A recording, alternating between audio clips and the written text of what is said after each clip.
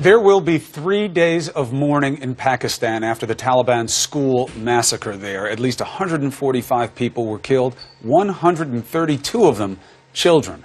Families are holding the first funerals, and there will be many more to come. U.S. counterterrorism officials called Tuesday's attack unprecedented, but it could also be a sign of things to come, and that reality could have big implications for the Pakistan and U.S. military. Could this be a new era for both? We have Michelle Stockman live in Islamabad with the latest. Michelle. That's right. This is a country shocked. Peshawar is a city paralyzed.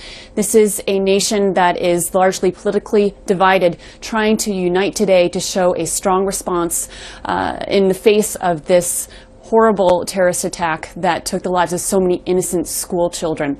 We have more details of what happened inside the school. One math teacher said that the gunmen dressed in uniforms lured children who were hiding away from their hiding places, saying they were safe, and then subsequently shot them.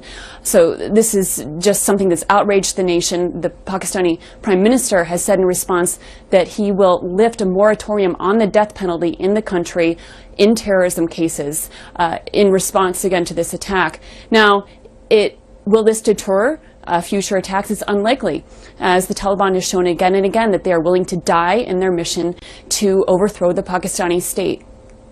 So, Chris, it's really a rough day here. Back to you. All right, Michelle, thank you very much for the reporting. We know this is a difficult situation there, and we will get the latest information as it comes in and give it to you. Allison. All right, Chris, let's bring in the former ambassador to the United Nations for Special Political Affairs, Stuart Holliday. He's also the president of the Meridian International Center. Good morning, Mr. Holliday. Good morning. Was this attack in Pakistan so heinous and the numbers so staggering that today it somehow changes the way Pakistan handles their tactics against the Taliban?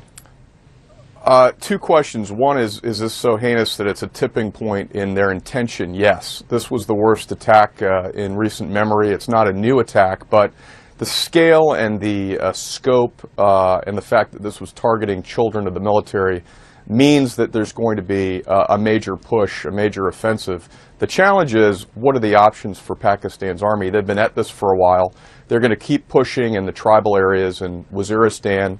But there's also topography. The people are spread out, and they can move around. So they're going to be full on. But the question is, how effective are they going to be in stamping this out completely? Well, that is the question, because you say that they're going to be full on. Does that suggest that up until now, they have not done a full sort of scorched earth policy in terms of taking out the Taliban? Well, it's been tricky for them. Historically, the tribal areas have been allowed a level of autonomy. There have been U.S. drone strikes, of course, in fact, killing a couple of the leaders of this very group, the Taliban in Pakistan. And so they have had to walk a fine line. But I think that fine line becomes less important for them now, because their domestic outrage over this is going to push them to take more robust and public action. And what about the regular Pakistani people? Were there people who, up until yesterday, did sort of sympathize with the Taliban? Well, I think it's a mixed bag. There's an ethnic split there. There are people that also see this as a way to keep Afghanistan on its heels. But as soon as this comes home, in other words, there was sort of a tacit support for the Taliban in Afghanistan. But as soon as the institutions of the Pakistani government and the army have been targeted, I do think this changes a lot of people's minds, and it's Muslim on Muslim violence, and it's very cathartic for the Pakistani society. It is Muslim on Muslim violence. Can you explain to us how it behooves the Taliban in any possible thinking to kill Muslim children? Well, in their narrative, the army is an instrument that has collaborated with the West, and their mission is to liberate Pakistan from Western influence and to impose Sharia law. So from their very zealous radical standpoint, they're targeting the institution they think is a tool of the West.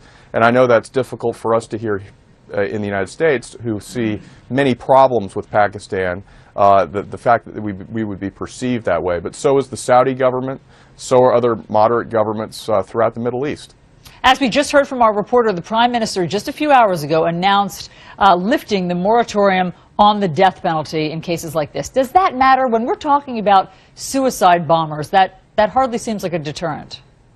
I don't think it's much of a deterrent, but I think they needed to make some sort of public statement. They needed to demonstrate seriousness, and in this case, these people are not going to be deterred by anything, except for, frankly, military offensive that's going to, push them and limit their ability to carry out these attacks. And you remember, these are the same people that were behind the Times Square bombing as well. So it's not just in Pakistan, but their ability to carry out attacks elsewhere.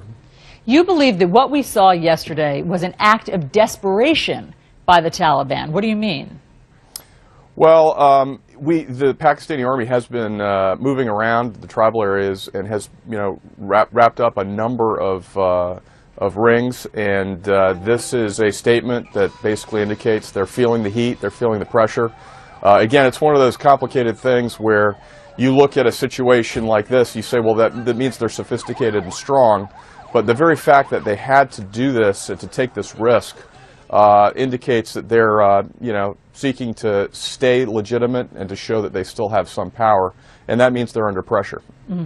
Ambassador Stuart Holliday, we will see what happens going forward after this most heinous attack yesterday. Thanks so much for your insight. Thank you.